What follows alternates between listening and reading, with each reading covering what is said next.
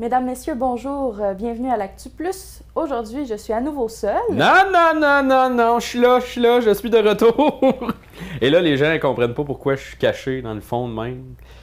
J'ai eu la COVID, donc on est en distanciation pour les prochains jours. On est chacun notre bout du studio. Ouais, un bon 2 mètres minimum, là. Je dirais plus 7-8, là, mais en tout cas, bref. On est passé des choses cette semaine, c'est pas parce que j'étais pas là qu'il s'est rien passé. On va revenir, entre autres, retour sur plusieurs activités en présentiel. Ça a commencé la semaine passée, en fin de semaine, en fait, vendredi, rendez-vous par Québécois, qui finalement a eu lieu à l'Arena. Il n'a pas fait beau vendredi passé, fait que le Mixbus, l'espèce de gros autobus avec un stage sur le top, a été rentré sur la glace d'Arena, qui avait plus de glace, et le spectacle s'est tenu à l'intérieur. Beaucoup de talent chez nos jeunes ici en Abitibi-Témiscamingue, mais aussi au niveau de la Bay James, parce qu'ils étaient tous rassemblés à cet endroit-là. Donc, beaucoup de beaux talents au niveau de ces jeunes-là qu'on a pu découvrir au rendez-vous Parc québécois. Il y a eu plein d'autres affaires, Lydia. Oui, à Sainte-Terre, dimanche, il y a eu une quarantaine de participants qui se sont rassemblés à vélo pour la randonnée familiale optimiste. C'est une activité qui revient depuis quelques années, mais qui a dû être arrêtée, faite plus à la maison à cause de la COVID. Et il y a aussi eu le défi 101 Sud. C'est une course à relais qui permet de ramasser des sous pour les enfants qui vont, par exemple, à Montréal pour des traitements. Donc, les gens parcourent 106 km à relais, donc 10 km chaque personne, sur une grande distance, là, du Témiscamingue jusqu'à Rouyn-Noranda. Et ça, d'ailleurs, le défi 101 Sud, c'est né suite au défi 117 qui a arrêté finalement. Là, les fondateurs de ce défi-là ont dit, OK, là, on en a fait pendant plusieurs années, mais c'est assez essoufflant comme organisation aussi. Mais ça a continué, donc, après la fin du défi 117. Le défi 101 s'est poursuivi. Il y a plusieurs événements qui s'en viennent, puis on pourra en revenir aussi en fin d'émission, mais entre autres, le Power du côté de Picogan en fin de semaine. On vous invite à aller voir ça, à aller partager la culture avec la nation Abitibi-Winnie de Picogan. Donc, ça va être super intéressant de ce côté-là. Ça se passe toute la fin de semaine. Il y a aussi, bon, un petit peu plus tard, 17 juin, parce que là, il faut le dire, on va prendre une petite pause de l'Actu Plus la semaine prochaine. Donc, Formule 5 à 7, il y a la super fête. Oui, on en avait parlé un petit peu dans une entrevue je pense, la semaine passée ou la semaine d'avant. En fait, c'est vraiment dédié aux figures paternelles. C'est pas obligé d'être un papa, ça peut être un grand-parent, ça peut être deux mamans aussi, qui peuvent aller avec leurs enfants pour un barbecue, pour différentes activités. Et d'ailleurs, les bas sont obligatoires dans les jeux gonflables, ça a été bien mentionné. Ouais, ben ça, c'est pas mal un standard dans pas mal tous les événements cet été. Si vous avez des enfants qui veulent aller dans les jeux gonflables, amenez vos bas, parce que c'est comme ça que ça fonctionne. Il va y avoir aussi le 18 juin, oui, un grandeur nature à Barrault. Christian nous en a parlé l'autre jour, si je ne me trompe pas. Ou c'était peut-être pas dans l'émission, mais il nous en a parlé. Je pense pas qu'il en ait parlé dans l'émission, mais en tout cas, je vais y participer avec mon conjoint. C'est un événement qui rassemble 3 factions. En fait, on va avoir les gens qui restent au camp de base. Dans le fond, ça va être les guérisseurs, ce genre de personnages-là. Il va aussi y avoir les espions et les combattants. Donc, en fait, le but, c'est de se déguiser et de se mettre dans la peau d'un personnage pendant le temps d'une journée pour vraiment souligner le solstice d'été. Ça va être très intéressant, je pense. C'est mon premier grandeur nature. Parfait. Toujours dans le coin de Barrault, ben là, il y a eu des activités qui ont eu lieu aussi, qui se sont passées. Entre autres, il y a un 10 000 qui a été amassé pour la construction d'un skatepark. Donc, félicitations aux gens de Barrault pour la mobilisation. Ça va vous permettre d'avoir ce beau skatepark-là. Sinon, ben, il s'en vient aussi plein d'affaires du côté de Lassar, la troupe à cœur ouvert qui fête ses 40 ans. Oui, donc la troupe à cœur ouvert qui va faire une revue des comédies musicales qu'ils ont fait depuis les 40 dernières années. Ben, ils en ont sélectionné quelques-unes quand même, là, mais ça va être très intéressant, je pense. J'ai eu une entrevue avec Daniel Morin à ce sujet-là. C'est comme un tongue twister, ça, le nom Daniel Morin. Faut se pratiquer. On écoute l'entrevue d'ailleurs. Daniel, bonjour. Bonjour. On est là aujourd'hui pour parler de la pièce de théâtre, la pièce musicale, en fait, la revue musicale de votre troupe de théâtre. Pouvez-vous nous en parler un petit peu plus? Ben oui, écoute, bien sûr, cette revue musicale que tu nous parles, c'est une rétrospective des 40 ans de la troupe. Notre organisation fête sa fondation encore cette année, d'une certaine façon. Et on a décidé de faire un spectacle musical qui donnait l'opportunité aux gens de la région, puis même aux gens, aux touristes de passage, de découvrir ce que la troupe a fait dans ces 40 ans.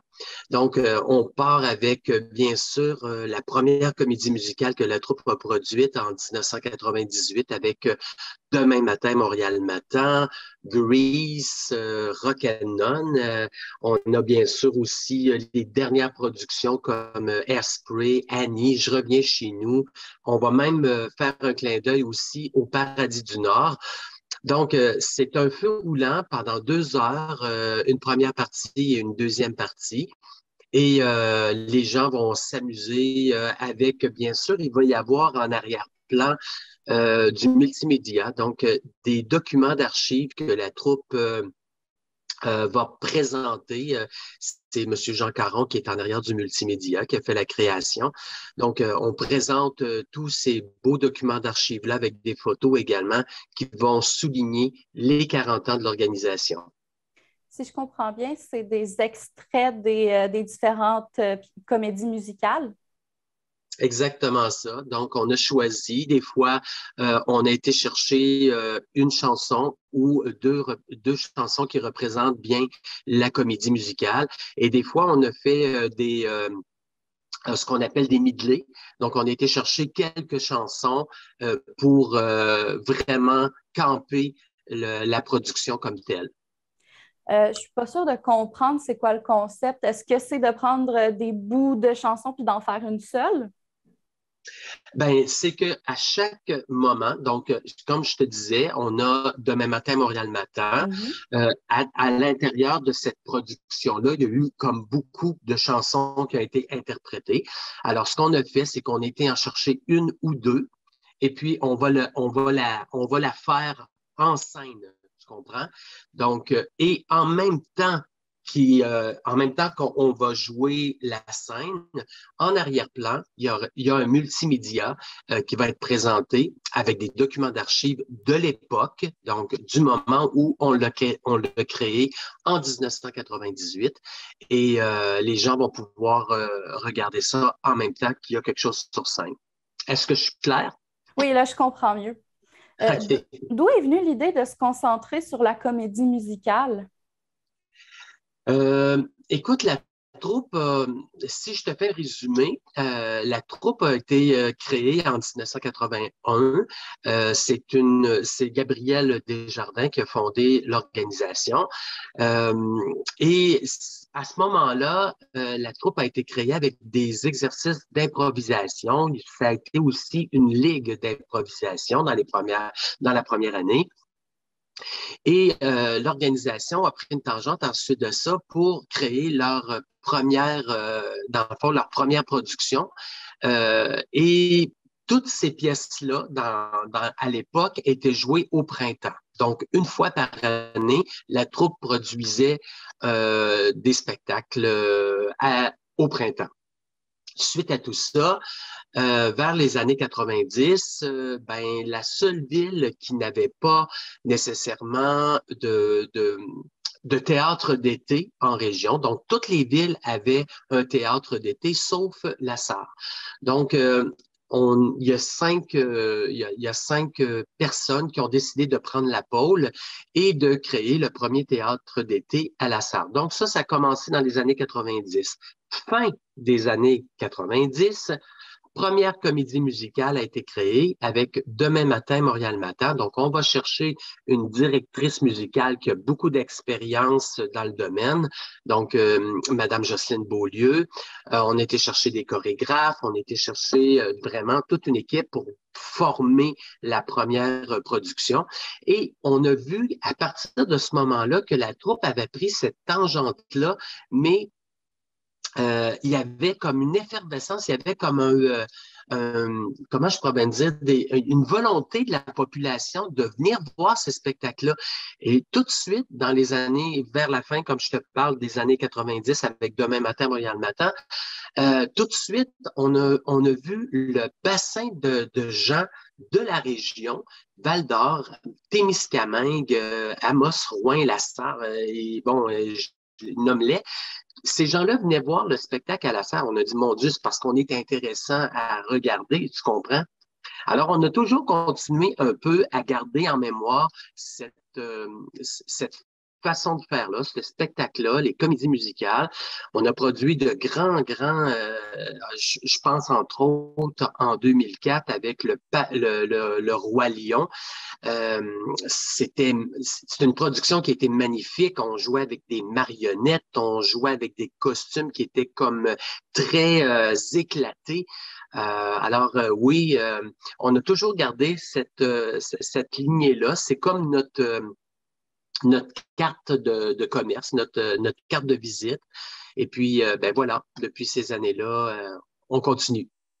Donc, vous avez fait le Roi Lion, ça veut dire que vous avez aussi fait des productions jeunesse? Ben, c'était plus un spectacle à ce moment-là qui était présenté pour les jeunes, mais le Roi Lion est un spectacle familial.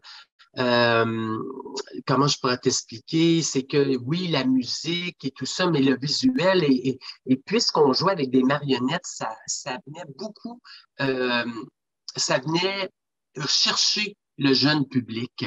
Donc, c'est à ce moment-là qu'on met des productions comme La Mélodie du Bonheur, où il y avait également des enfants qui étaient à l'intérieur des comédiens qui faisaient partie de l'équipe de production. Ça aussi, ça l'anime les enfants de venir voir les spectacles et de les intéresser à faire de la scène. Puis la revue des différentes comédies musicales, est-ce que ça peut s'adresser à des enfants ou c'est plus pour un public adulte? Écoute, non, moi, je pense que c'est un spectacle qui est très visuel, hein. Donc, emmenez vos enfants, faites-les participer dans ce spectacle-là. Je pense que ça va intéresser autant les jeunes que les plus vieux. C'est vraiment ça aussi, je crois que c'est un spectacle familial, parce qu'il va y avoir des éléments très visuels, ça va accrocher les enfants d'une certaine façon. Alors, je pense que oui, c'est un spectacle qui est destiné également aux plus petits. Donc, les gens sont invités à aller voir la pièce. C'est en juillet. Pouvez-vous nous rappeler un peu les dates pour ceux qui seraient intéressés? Bien sûr. Donc, la comédie musicale La Revue va être présentée tout le mois de juillet, du 7 au 30 juillet, tous les jeudis, vendredis à 19h30 et les samedis en après-midi à 16h. Donc, tous les gens qui écoutent en ce moment peuvent déjà réserver leur billet parce qu'on a fait le lancement lundi dernier. Alors, sur ticketaccès.net, vous pouvez déjà acheter les billets, la troupe à cœur ouvert. Merci beaucoup, Daniel. Ça fait plaisir. Sinon, Lydia, on le sait, bon, il y a de plus en plus de pénurie de main-d'œuvre un peu partout et il y a le CFP Arcana qui a des incitatifs financiers pour 2 programmes. Ces programmes-là, ben, entre autres, il y a le programme qui permet de devenir préposé aux bénéficiaires. Il y a un 7 500 $ de bourse de ce côté-là. Et sinon, il y a la formation qui mène au DEP en mécanique industrielle, qui a une alternance entre études et travail où les étudiants sont payés pendant qu'ils étudient, mais pendant qu'ils travaillent aussi chez des partenaires. Donc, les détails, ça se retrouve au mediaté.ca. Le lien aussi pour aller s'inscrire à ces programmes-là, il est sur notre site web. Donc, si jamais ça vous intéresse de ce côté-là. Et sinon, ben, je parle de pénurie de main-d'œuvre, Lydia. Ça touche tout le monde. Hein? Et la MRC-VO l'a vécu dans les dernières semaines. Il y a des gens dans la MRC de la Vallée-de-l'Or qui ont vu que leur poubelle n'était pas ramassée à la journée où le camion devait passer. Et je parlais à mon père, qui reste à Val-d'Or d'ailleurs, qui me disait les gens du ramassage des matières résiduelles et autres sont passés le samedi. Ça donne une idée à quel point le problème de main-d'œuvre est rendu loin. Donc, il y a des équipes qui volontairement rentrent la fin de semaine pour aller donner un coup de pouce. La MRC-VO fait tout ce qui est en son pouvoir pour essayer de faire des aménagements dans les horaires, relocaliser certains chauffeurs de camions qui, normalement, conduisent des gros camions qui ramassent les bennes là, au niveau frontal. Bien, ils les envoient sur des routes de collecte dans le résidentiel. Et on priorise aussi ce qui est déchets et matières compostables. Parce qu'on s'entend que du recyclage, normalement, ça ne sent pas dans un bac. Par contre, à 30 degrés, du compost puis des matières résiduelles, déchets, ça peut sentir. Donc, du côté de la MRC-VO, ce sont les petits trucs qui sont faits là, en ce moment. Et ils cherchent beaucoup de monde. Donc, la MRC-VO qui invite, si jamais il y a des gens qui, entre autres, veulent devenir chauffeurs pour les camions de collecte ou encore faire partie des équipes, c'est sur le site web de la MRC de la Vallée-de-l'Or. Pour une nouvelle un peu plus positive, François, on a eu le lancement d'un service d'orientation en ligne. Ça s'appelle la Boussole du renard futé. Puis dans le fond, c'est un site où les gens vont pouvoir remplir un espèce de sondage où ils vont dire leur âge, leur localisation, leurs besoins aussi. Ça peut être au niveau professionnel, personnel, scolaire. Il y a vraiment de tout. Et c'est pas seulement en Abitibi-Témiscamingue, il y a aussi le nord du Québec qui est rentré dans ce service-là. Donc, les gens peuvent aller sur le site pour mieux comprendre un petit peu comment ça fonctionne. Et d'ailleurs, si vous voulez réécouter la conférence de presse, c'est disponible sur nos plateformes. Je l'ai vu passer dans les dernières heures. Et nouvelle un peu moins positive, et la salle de l'âge d'or à Amos, qui est quand même très utilisée, là, surtout, il y avait des mariages de prévus de ce côté-là. Il y a un local de cirque aussi dans ce bâtiment-là. Un bâtiment qui est une ancienne piscine, je ne sais pas si vous saviez ça à la maison, qui est en très piteux état. Les poutres qui sont dégradées, il y a de la pourriture à l'intérieur des poutres, il y a des trous à l'intérieur des poutres de soutien du bâtiment. Ce sont des grandes poutres là, qui font des espèces d'arches dans ce bâtiment-là. Donc, ça a été fermé d'urgence cette semaine. On ne sait pas quand ça va pouvoir ouvrir et ni même si ça va pouvoir ouvrir selon l'état de dégradation de ce bâtiment-là. Donc, il y a plein de questions qui se posent de ce côté-là. Évidemment, c'est une salle de moins pour la location. Il y a des événements dans ces salles-là.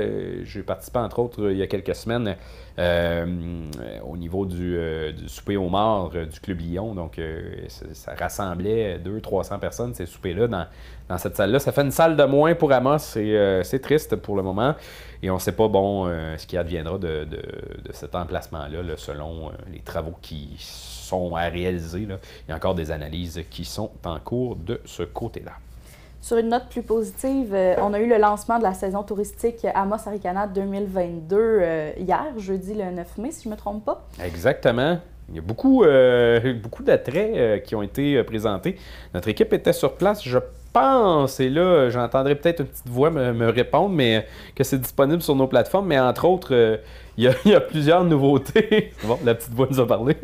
Il y a plusieurs nouveautés qui ont été présentées de ce côté-là parce que il y en a des trucs qui se passent dans la Amos Arikana et la MRC. Entre autres, nouvel atelier chez Scaro, la joaillière, sentier pédestre à Launay, environnement immersif au niveau du refuge Pajot, expérience immersive aussi au Tipi à Picogan, ça fait partie d'Anicipi. 100e anniversaire de Saint-Marc-de-Figuerie, la loge d'H2O, le festival, les aménagements qui ont été faits au Jardin Saint-Maurice. Le circuit historique théâtral, Amos vous raconte son histoire, qui est de retour cette année. Je voyais les comédiens qui pratiquaient au centre-ville d'ailleurs dans les derniers jours. Nouveaux équipements aussi à location des Trois-Lacs. Des aménagements à la plage municipale de Pressac. Des mascottes dinosaures au labyrinthe des insectes. Un espace gustatif à la mielerie La Grande Ourse. Ça, c'est venu chercher là, mon intérieur. Je vais aller voir ça, je pense. Et on en a profité pour parler aussi de ce qui s'en venait avec Anicibi. Puis de présenter l'équipe qui est au tourisme, entre autres, Mme André Gravel, qui est chef de division, Mme Marie-Hélène Maguire-Lavoie, qui est agente de développement touristique. Si jamais ça vous tente de nous visiter cet été ou que de visiter votre propre MRC, c'est amos-arikana.ca/visiter. On parlait de manque de main-d'œuvre tout à l'heure. J'ai fait une entrevue avec François Lemire, oui. Lemire, oui, j'étais plus certaine tout d'un coup. En fait, il fait partie du comité de suivi de l'urgence des soins intensifs et du bloc opératoire à Amos. En fait, on voudrait installer un bloc opératoire en plus des 2 autres services qui vont être offerts. On voit une certaine ouverture du côté du gouvernement, mais l'objectif derrière, c'est d'attirer des nouveaux médecins, d'avoir une relève. Donc, on va écouter notre entrevue. François, on est ici aujourd'hui pour parler du comité de suivi de l'urgence des soins intensifs et du bloc opératoire. Oui, c'est bien ça, Lydia, oui. Pour commencer, est-ce que tu peux nous expliquer c'est quoi ce comité-là? Le comité a été formé il y a 3-4 mois par plusieurs citoyens qui étaient inquiets du développement des travaux à l'hôpital. Alors, on est 8 membres. Et dans ces 8 membres-là, il y a nécessairement aussi 2 chirurgiens qui nous permettent d'avoir des informations particulières. L'objectif était de s'assurer que ce qui avait été promis par les politiciens en 2019, qui était la construction de l'urgence des soins intensifs, on voulait s'assurer que c'était toujours au programme et que ça se faisait. Et dans les premières rencontres, on s'est fait confirmer par le CISAP qu'effectivement, que ce projet-là allait de l'avant, sauf que pour nous, il allait peut-être pas assez vite. Il allait pas assez vite parce que c'est une première étape à une étape qui est encore aussi importante, qui est la construction d'un bloc opératoire. Et pourquoi c'est important? C'est parce que les jeunes médecins, les jeunes diplômés, lorsqu'ils sont recrutés par différentes organisations ou différentes régions, ils vont en visite et ils vont examiner leur lieu de travail. Ils vont examiner aussi l'aspect social, économique, le milieu de travail, la culture de l'entreprise, les communications qu'il y a entre les médecins, mais les lieux physiques, c'est important. Actuellement, le bloc opératoire ici à Amos, il est très vieux. Il date du début de la construction de l'hôpital, il y a plus de 50 ans. Et il y a eu quelques réaménagements qui ne sont pas majeurs, mais qui ont été satisfaisants pour pouvoir rendre les services à la population de la région.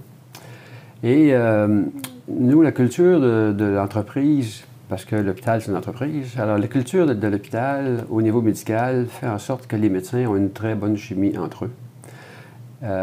Ils sont là pour se supporter les uns les autres. Alors on se dit, des jeunes médecins qui arrivent ici, il faut que le milieu de vie soit attrayant. Actuellement, c'est pas attrayant. Alors donc, au niveau du recrutement, on n'est pas compétitif. Les autres centres hospitaliers qui ont des milieux de vie agréables ont un avantage sur nous. Par contre, nous, on a un avantage fort important, c'est la culture du monde médical de l'hôpital. Cette culture-là peut se transmettre vers les jeunes, à la condition que les jeunes y soient. Donc, dans un premier temps, si on prend un bloc opératoire qui est au goût du jour, qui est attirant pour les jeunes, qui va leur permettre de communiquer et d'avoir du support des anciens médecins, et d'où l'importance de la construction du bloc opératoire, mais non pas dans 10 ans. Il faut faire ça maintenant. Pourquoi maintenant? Parce que les chirurgiens en place sont vieillissants. Comme tout le monde, ils aspirent à la retraite éventuellement. Mais ces gens-là, c'est des missionnaires. Les gens qu'on a ici à Amos, là, on peut les qualifier de fleurons chirurgicaux. Ce qui se fait à Amos, c'est unique. Ça ne se fait pas ailleurs dans aucune autre région. Alors, ce qui est fait ici, si ça pouvait être transmis à une nouvelle génération de chirurgiens, bien nécessairement nos spécialités de thoracique et vasculaire, qui ne se font pas ailleurs autres qu'à Amos, bien, ça va perdurer et ça va permettre à la région d'Abitibi-Témiscamingue, à la population, d'avoir des services auxquels on a déjà eu depuis 30 ans, que ça existe, ça, depuis 30 ans, et que ça se continue pour le futur. Et des projets de construction, quand on parle des ministères de la Santé, c'est excessivement long parce que c'est des constructions qui sont complexes. Alors, si les projets ne sont pas dans les calendriers de construction maintenant, bien, j'ai bien peur que nos médecins auront pris leur retraite et on n'aura pas encore recruté. C'est là qu'il y a le danger principal. Il y a une chose que je ne suis pas certaine de comprendre, par contre. Tu dis qu'on est un fleuron, qu'on a une belle culture au niveau médical. pourquoi un bloc opératoire attirerait davantage? Est-ce que c'est le fait d'avoir des technologies plus faciles à utiliser? Est-ce que c'est parce qu'il y a beaucoup de personnes qui veulent travailler en bloc opératoire? Bien, c'est que tu sais, ici, tu as un beau milieu de vie. Alors, le médecin qui veut travailler, il va avoir un beau milieu de vie. OK, pour les personnes, oui, mais pour l'ambiance aussi, et pour ce qui est de la décoration, des décors. Alors, un bloc opératoire, c'est semblable. Actuellement, les blocs sont trop petits. Les civières se frottent les unes sur les autres. Tout est trop petit. Tout a été fait au temps passé. Aujourd'hui, c'est plus ça. Aujourd'hui, ça nous prend quelque chose qui est plus moderne, qui est visuellement plus intéressant. Vous savez qu'à l'hôpital, il y a eu des salles d'opération qui dégoûtaient au plafond. Il y avait de l'eau qui coulait au plafond, puis ça a pris, je pense, 5 ans avant que le problème soit résolu. Alors, c'est des anciennes constructions. Il faut nécessairement que ce soit ramené au goût du jour pour rendre le milieu de vie attrayant. Puis le vieux bloc opératoire, est-ce qu'il restera en fonction ou l'objectif, ce serait d'en faire autre chose? On parle d'une construction d'un nouveau bloc opératoire. Ce qu'on entend et ce qu'on souhaite, c'est d'avoir au moins 6 salles d'opération. Actuellement, il y en a 4. Et comme ça serait une nouvelle construction, bien, le site de l'ancien bloc opératoire sera utilisé possiblement pour repositionner la clinique externe pour les médecins, possiblement. Mais là, je n'ose pas m'avancer parce que je ne suis pas au courant de ce qu'ils veulent faire avec. C'est ça. OK. Par contre, pour l'urgence et les soins intensifs, ça semble bien avancé. Oui, l'urgence et les soins intensifs, qui était un projet annoncé en 2019, comme on le disait, bien, a été modifié dans les 6 derniers mois. Alors, ce projet-là coûtait moins de 50 millions et il était prévu de débuter la construction probablement l'année prochaine. Étant donné que là, le ministère ne veut pas gaspiller d'argent non plus, ils ont accepté que dans les plans, on ajoute la prévision du bloc opératoire qui va être situé au-dessus de l'urgence. Ce qui veut dire, ça, c'est que de prévoir des ascenseurs qui vont arriver aux endroits spécifiques dans le bloc, c'est de prévoir aussi les entrées électriques, les systèmes d'eau, de climatisation. Alors, tout ce genre d'infrastructure-là doit être prévu pour ne pas être obligé de démolir lorsqu'ils vont ajouter le bloc opératoire. Il faut le prévoir maintenant. Alors, ce qui fait que cette augmentation de détails, si on veut, qui sont excessivement importants, fait passer le projet de 50 millions à plus de 50 millions. À plus de 50 millions, ça devient un projet majeur. Et les règles pour gérer un projet majeur sont différentes. Les délais sont plus longs, c'est plus détaillé. Et là, c'est ce qui retarde un petit peu la phase 1, qui est urgence, soins intensifs. Alors, on espère qu'avant les élections de cette année, dans quelques mois, on espère avoir la confirmation du Conseil du Trésor d'aller de l'avant pour la construction, mais pour l'élaboration des plans qui vont servir à la construction, qui devrait débuter en 24-25. Supposons qu'on change de gouvernement. Est-ce que cette promesse-là devrait quand même être tenue par le prochain gouvernement? Si, à ma connaissance, si les engagements sont pris avant les élections par le Conseil des ministres, alors la décision étant prise, ça devient plus un élément de gestion et non plus un élément politique. Alors, à mon sens, ça se continuerait malgré tout pour ce qui est de l'urgence soins intensifs. Par contre, pour le bloc opératoire, qui lui ne fait pas l'objet d'une promesse encore, et promesse ou engagement du ministère en place, bien là, on ne sait pas. OK.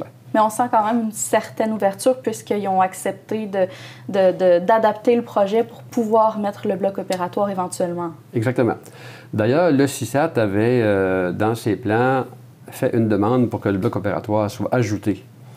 Et compte tenu du budget, au moment où ça a été fait, le ministère avait dit non, pas maintenant.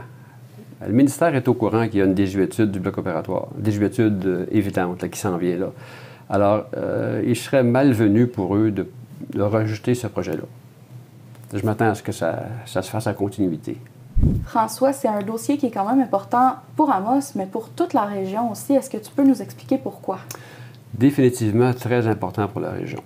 Et ce qu'il faut savoir, c'est que À Amos, il se fait des opérations ici qui ne se fait pas nulle part ailleurs dans la région. Il y a à peu près 1000 chirurgies thoraciques et vasculaires environ là, qui se fait ici à Amos. Et les gens qui se font opérer, ce sont des gens de toute la région. Ces chirurgies-là, s'ils ne se faisaient pas à Amos, ils ne peuvent pas se faire nulle part dans la région. Ça se fait seulement qu'ici. Le danger de ça, c'est que si on ne réussit pas à faire du recrutement avec la bonne catégorie de chirurgiens pour continuer ce qu'on fait présentement, c'est que ces 1000 chirurgies-là, dont il y en a plus de la moitié qui se font presque en urgence, ça veut dire ça que le service à la population ne se donnerait plus. Il faudrait donc aller les chercher dans le sud, dans l'Outaouais ou à Montréal ou à Québec, aller chercher ces spécialités-là. Donc, ça implique d'abord des visites pour les 1000 personnes, les 1000 chirurgies et le suivi sur ces 1000 chirurgies-là. Ça implique les déplacements de famille. Et comme je le disais, comme il y a beaucoup de chirurgies qui sont faites en urgence, donc on parle de personnes qui pourraient en décéder. Et là, c'est excessivement important. C'est un dossier de région. La spécialité, elle est à Amos. Elle fait partie de ce qu'on appelle, nous, le centre de traumatologie de niveau 2 à Amos. C'est le seul centre de traumatologie secondaire qui est dans la région. Il est ici à Amos. C'est spécifique. Mais c'est pour les services de la région. Alors, il faut absolument que l'ensemble de la population de l'Abitibi-Témiscamingue attache de l'importance à ce dossier-là et vienne supporter notre comité de suivi sur la construction. Il faut absolument que nos gouvernements nous s'engagent d'une façon très ferme à la construction des blocs opératoires, qui est la suite de la construction de l'urgence et soins intensifs. Ouais. Merci beaucoup, François. Merci à toi. Bonne journée. Bonne journée. Ce qu'il faut savoir, c'est qu'il y a déjà un bloc opératoire, mais il y a des travaux qui doivent être réalisés. Depuis plusieurs années, on entend parler de ce dossier-là du côté d'Amos. Et ça retarde. Donc, c'est ça. Hein. On leur souhaite bonne chance dans les démarches. Sinon, il y a eu perquisition du côté de Val-d'Or et de la Vallée-de-l'Or en général. Et là, je vais éviter, si les gens voient ma feuille, là, il y a une longue liste de choses qui ont été saisies. Il y a des gens qui ont été arrêtés, 2 hommes, 2 femmes entre 29 et 48 ans. Ça s'est passé, entre autres, sur le chemin Sleepy, sur la route 117, dans le coin de Louis-Court, les rues Centrale et Iberville du côté de Val-d'Or. Les détails sont sur le médiaté.ca. Pour une autre nouvelle positive, on a le CLD d'Amos qui a tenu une rencontre dernièrement. J'ai fait une entrevue avec Robert Julien à ce sujet-là. Robert, tu es ici aujourd'hui en tant que président du CLD Abitibi, donc le Centre local de développement Abitibi. Oui. Bonjour Lydia. Bonjour. Pour commencer, est-ce que tu pourrais nous parler un petit peu de comment s'est passé le bilan de l'année dernière? Oui, on a eu notre AGA cette semaine. On a fait un récapitulatif de l'année.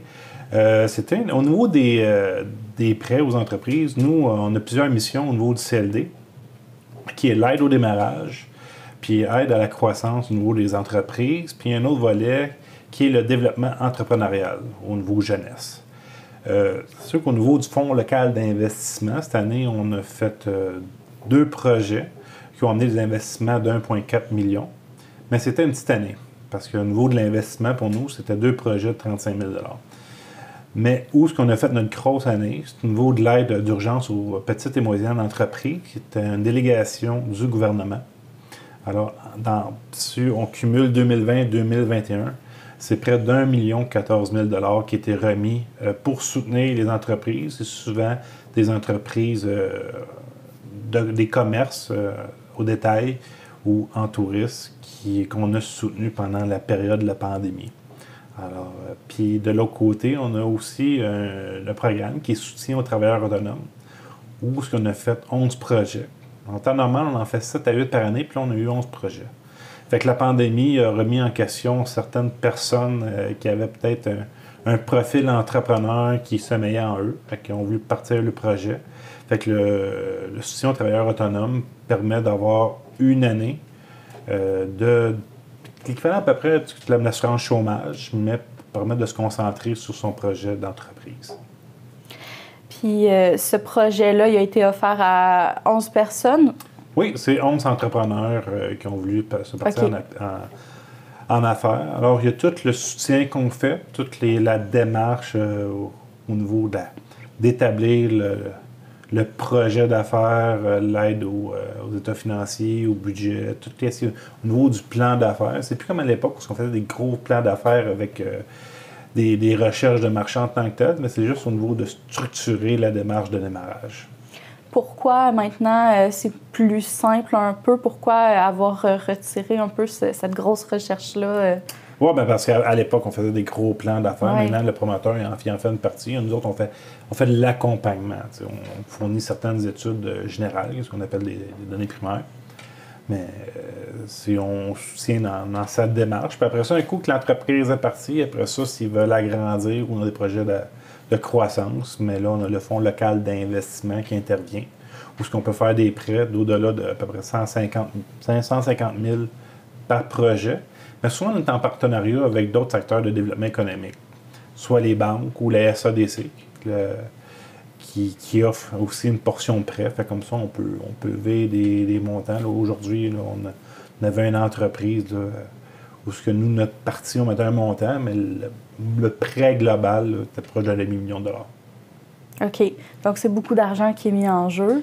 Oui, avec le Fonds local d'investissement. Puis on a le Fonds local de solidarité, qui est en partie une enveloppe qui vient du Fonds solidarité.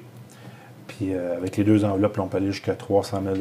Fait que nous, au niveau du CLD, la façon que ça fonctionne, quand l'entrepreneur appelle au CLD, il est pris en charge par les gens de la permanence. Après ça, le dossier est soumis au comité d'investissement qui fait l'analyse, puis après ça, bien, qui est soumis au conseil d'administration pour approbation.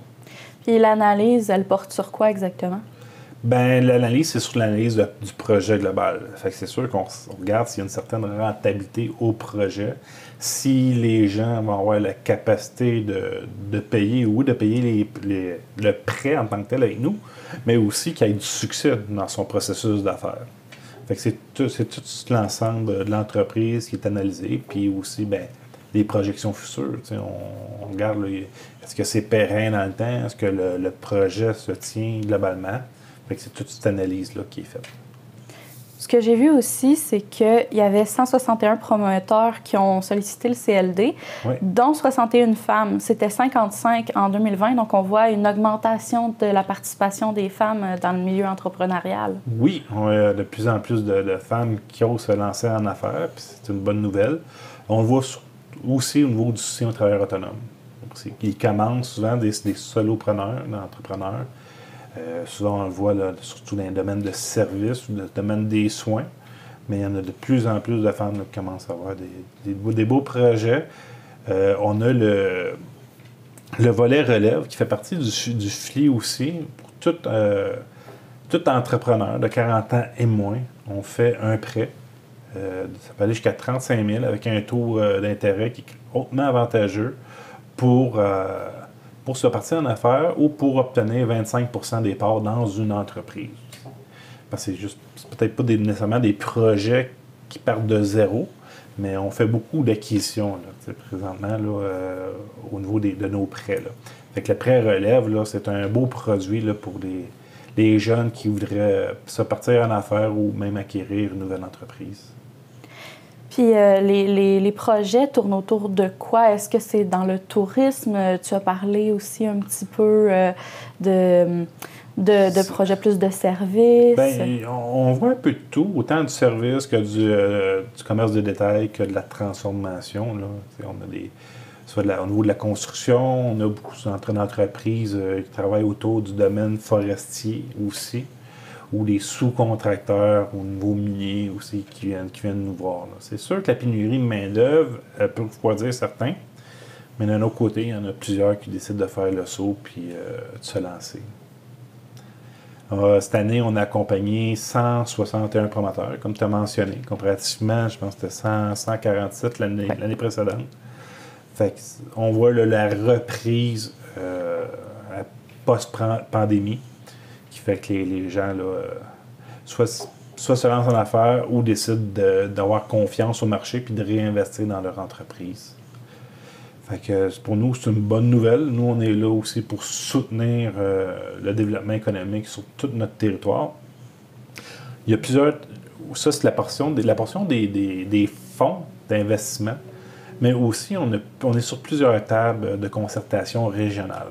Il y en a une qui est la protection du territoire au niveau du PDZA, qui est tout l'accompagnement au niveau de l'agriculture, des agriculteurs, puis on fait une veille sur le monde agricole. On a fait, pas dans la dernière année, mais l'autre année d'avant, un inventaire de toutes les terres pour savoir toutes les opportunités de développement agricole qui pourraient se faire. On est sur la table au niveau du hub territorial en innovation. Donc là, on a ciblé 3 volets sur lesquels on a décidé de travailler. Il y a un volet, c'est tout le développement de l'industrie du bois. L'autre volet, c'était au niveau du centre entrepreneurial. Et l'autre volet, c'est au niveau de la revitalisation du centre-ville. Fait qu'on a donné des contrats avec nos partenaires économiques, qui est souvent la ville, la SADC, l'espace d'accélération de croissance, pour dynamiser ces 3 volets-là, puis pouvoir éventuellement développer davantage. Tu mentionnais que la revitalisation du centre-ville, c'est nouveau. Peux-tu nous expliquer un peu pourquoi avoir choisi d'aller vers ça aussi? Bien, c'est parce qu'on regarde les enjeux sur le territoire. Tu sais, il y a un autre enjeu, je vais faire une petite parenthèse. Quand il y a eu la fermeture de Résolu, mais on était sur la table avec la Chambre de commerce, la SADC et la Ville pour trouver des opportunités de relance. Fait que, ben, le centre-ville, comme partout au Québec, on se retrouve qu'il y a des locales qui sont vides, puis comment on pourrait faire pour redynamiser tout ça.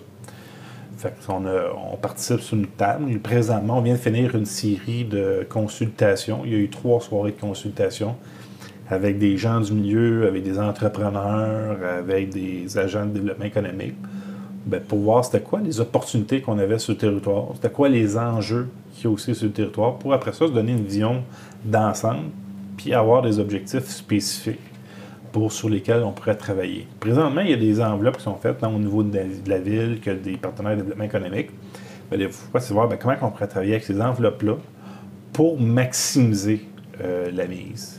Avec ça, ben, s'il y a des approches, on va donner comme exemple, parce que souvent, c'est des exemples qui reviennent, mais mettons qu'on voudrait un commerce X. Ben, les efforts vont être mis pour attirer ou solliciter des entreprises dans ce domaine-là. Tout au niveau de l'urbanisme. Voir, y a-t-il des possibilités qu'on peut faire pour centraliser, mettons, le noyau, puis après ça, ben, d'éclater vers les côtés. Fait que c'est tout ça que les firmes, présentement, on travaille avec Fondation Rue Principale. Eux, ils ont travaillé à travers le Québec, puis ils ont fait des relances à travers le Québec. Fait que d'avoir un œil extérieur à tout ça, mais nous autres, ça va nous aider dans nos prises de décision. Puis, dans le fond, il y a beaucoup de locaux qui sont disponibles au centre-ville. Ça pourrait être dû à quoi? C'est une conjoncture. Il y a plusieurs trucs pour expliquer. C'est sûr que, oui, il y a eu les travaux de la première avenue, mais c'est pas rien qu'à Amos, c'est à travers le Québec, puis même à travers le monde. Le monde du commerce de détail est en mutation. Je pense qu'on va en avoir encore pour 10 ans. C'est un processus. Alors, c'est toute la chaîne de distribution qui est à considérer avec la distance. Toute la pénurie de main-d'œuvre aussi qui est à considérer. Oui, le coût de locaux, c'est à considérer. Puis, tout le développement au niveau technologique. Pour ce faire, on a fait un fonds dans la dernière année, puis une partie de l'autre année d'avant. Il y avait le fonds e-transition. C'est un fonds de 136 000 $ qui aidait les entreprises, autant de services que de détail, de pouvoir se mettre en ligne. Fait que le commerce en ligne a chamboulé le monde du commerce de détail. Fait que là, c'est de voir c'est quoi les opportunités qu'il y a à faire avec ça. Puis sont où les trous de service, puis l'analyse. Fait que c'est partout pareil. Le taux de vacances, il est sensiblement le même qu'à travers le reste du Québec. Fait que là, c'est de voir comment on peut enligner tout ça. T'sais, on a la majorité des locaux ici en ville à Amos, c'est du 1500 pieds carrés. En mètres, je ne sais pas. c'est sûr qu'il n'y aura pas des grosses bannières qui vont venir s'installer dans les locaux comme ça. Puis, c'est une tendance qui est quand même lourde au niveau des centres-villes. Souvent, qu'est-ce qu'on voit? C'est des commerces de niche. On le voit, Écolovrac est un bel exemple avec des entrepreneurs exceptionnels qui sont allés jouer dans une talle qui était à part. Les gens, les besoins, présentement, les gens, ils ont soif de découverte. Ils ont soif de découverte, puis ils ont soif d'expérience. Fait qu'il faut amener des choses qui vont être nouvelles, avec une expérience nouvelle, puis ça va attirer des gens. Avec ça, comment qu'on fait pour soutenir les entrepreneurs dans cette partie-là? C'est là que la table de travail, de concertation qui est en place, va servir. Puis il y a aussi le projet Plonge Vie tes passions qui, lui, vise à donner le goût à l'entrepreneuriat. Est-ce que tu peux nous en parler un petit peu plus? Oui, le projet Plonge tes passions, ça fait longtemps qu'il est supporté par le CLD. Le but, c'est de réveiller la fibre entrepreneuriale chez les jeunes. Parce qu'on voit aussi, tantôt, pour faire un parallèle avec le commerce de détail, ça prend de la relève. Les gens, présentement, souvent ceux qui sont en affaires, eux sont plus en mode consolidation. Ils sont en mi-cinquantaine, proche soixantaine. La relève, c'est pas facile. Souvent, les enfants, ils sont partis ailleurs ou dans d'autres domaines, puis ils ne veulent pas nécessairement reprendre l'entreprise. Puis, rendus dans leur stade, comme investisseurs, entrepreneurs, mais ils ne sont pas en mode d'investissement. Fait que là, il faut préparer la relève, puis c'est ça que Plonge sert. Plonge, il y a différentes démarches qui sont faites. C'est que des activités, des démarches, mais aussi des activités. Il y a des conférences qui sont faites dans les écoles par des entrepreneurs locaux qui expliquent leur cheminement, par où ils sont passés, où sont les défis, mais où est-ce qu'ils trouvent le compte. Fait que, il y a cette partie-là. Il y a tout le marché des jeunes entrepreneurs. C'est des projets qui est fait par des jeunes. Qu'une journée, ils sont allés ici dernièrement, au début du mois de juin, au Place Centre-Ville. Ce soit pour vendre des biscuits ou vendre des produits qui ont eux-mêmes fabriqués pour voir c'est quoi le commerce. Comment qu'on fait de la business. Fait que ça lui met un pied un peu dedans. C'est sûr qu'avec la pandémie, on n'a pas pu le faire, mais il y a toute la partie de simulation d'entreprise qui est vraiment très intéressant, qui plonge, c'est vraiment immersif au niveau des jeunes qui travaillent en équipe. Puis là, ils ont des décisions à prendre, puis c'est mis dans une machine qui va simuler les décisions. Fait qu'après ça, tu opères autant la production que de la force de vente. La force de vente qui est la publicité, les vendeurs, tout le niveau du contrôle des coûts de production. Fait que c'est quelque chose qui est quand même très intéressant. Mais là, on essaye de vraiment cibler avec le post-pandémie là, les jeunes là, de fin secondaire, début cégep, pour essayer de les attirer, là, que ce soit moins vague, que ce soit plus concret. Là, c'est vraiment notre objectif qu'on s'est donné pour les 2 prochaines années. Moi, ce que j'ai remarqué de mon côté, c'est que les jeunes, souvent, ils ne savent pas vers où ils veulent s'en aller. Des fois, on peut se sentir un peu perdu avec toutes les options qui s'offrent à nous. Est-ce qu'il y a une façon d'aller chercher ces jeunes-là, par exemple, avec ce programme-là, puis de leur dire « Hey, tu pourrais devenir entrepreneur de ta propre entreprise un jour? » Oui, c'est pour ça les entrevues avec les entrepreneurs. Fait que ça leur permet de voir c'est quoi les possibilités, parce que les possibilités, pensent à n'importe quel domaine, mais il y a des opportunités d'affaires qui peuvent être faites. C'est pour ça qu'en discutant, en jasant avec des entrepreneurs locaux, où il y a une certaine proximité, c'est sûr que quand on regarde ça, mettons, c'est un conférencier, mettons un dragon qui passe à la télévision, ça peut être intimidant, mais c'est intimidant pour les jeunes, mais d'avoir un entrepreneur local qui vient parler de son entreprise, de toute sa démarche, ça peut allumer la flamme. C'est pour ça que la simulation vient aussi. Puis, de pouvoir participer avec le salon, de produire, de préparer un genre de plan d'affaires, puis d'avoir des certains résultats avec la vente, mais ça peut éveiller. C'est sûr qu'il y a un défi. Est-ce qu'éventuellement, on pourrait faire des stages dans l'entreprise? Ça pourrait être quelque chose qui pourrait être fait, mais on pourrait voir avec le centre de services scolaires, là, voir c'est quoi les opportunités qu'il y a, ou avoir des études, tous des sondages pourraient être faits auprès des jeunes pour savoir qu'est-ce qu'ils aimeraient toucher. Ça, c'est à développer.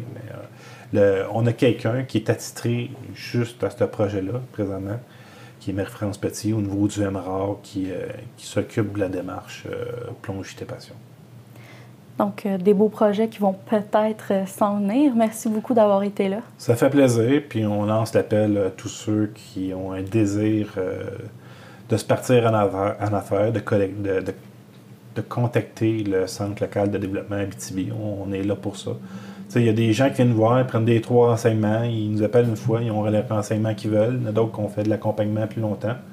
Mais nos portes sont ouvertes à développer et à financer tout genre de projets. Merci beaucoup. Ça fait plaisir. Ça fait plaisir, merci. Sinon, belle nouvelle pour Richard Kistabiche, qui est bien connu ici dans la communauté amossoise, avec Picogan à proximité aussi, qui a été nommé président du conseil d'administration pour la Commission canadienne de l'UNESCO. C'est pas rien.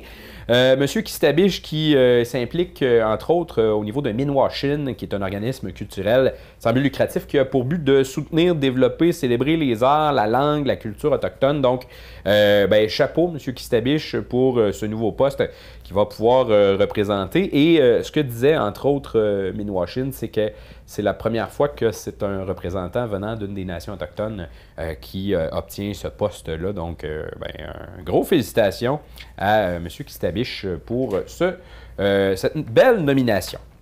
Et là, ça m'amène à toutes les activités qu'il y a en fin de semaine. Lydia, il y en a une longue liste. Tu iras faire un tour du côté du Powwow, si je ne me trompe pas, toi. Oui. Effectivement, je vais faire un tour au Powwow. On va pouvoir profiter du beau temps qui s'en vient pas vraiment. Mais par contre, ça va être ma première fois que je vais au Powwow, donc j'ai hâte de voir ce que ça va donner. Beaucoup d'activités culturelles, évidemment. Toujours une belle expérience de voir l'ensemble des danseurs, les drummers traditionnels, de voir, il y a de l'artisanat aussi qui est présenté sur place. Il y a même certains kiosques et, à ce qu'on m'a dit, il y a eu une espèce de polémique autour de ça. Là. Il y a des kiosques qui vont servir de la viande sauvage, entre autres de l'orignal et du poisson. Là. Mais il y a plein de trucs à découvrir dans cet endroit-là.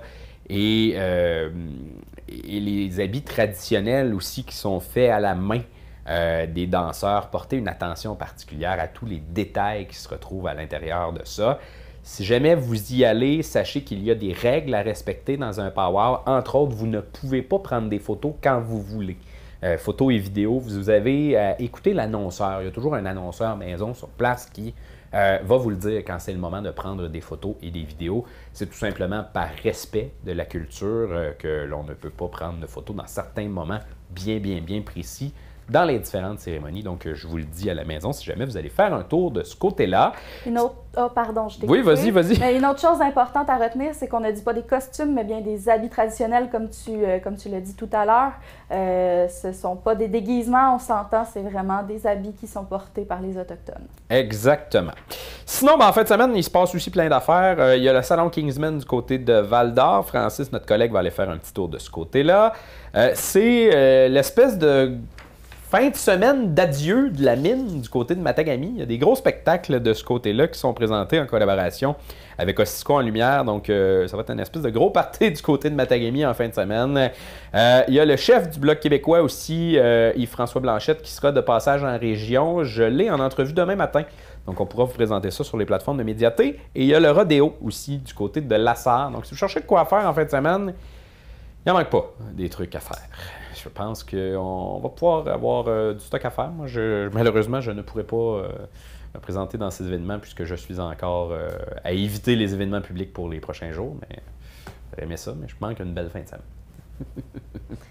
Sur une note un peu moins positive, on a eu des nouvelles à propos de Rouyn-Noranda de la fonderie Horn. Oui, je ne l'avais pas dans mes documents, mais je te laisse y aller. OK. Donc, en fait, il y a le docteur Stéphane Trépanier, qui est le directeur intérimaire de la santé publique de l'Abitibi-Témiscamingue. Il y a un long titre, qui a souligné que presque 98% de tout l'arsenic au Canada provient de la fonderie Horn.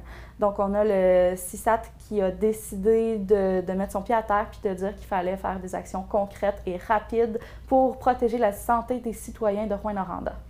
Alors voilà, un dossier qui continue de faire couler de l'encre et qui continuera dans les prochaines semaines à en faire couler.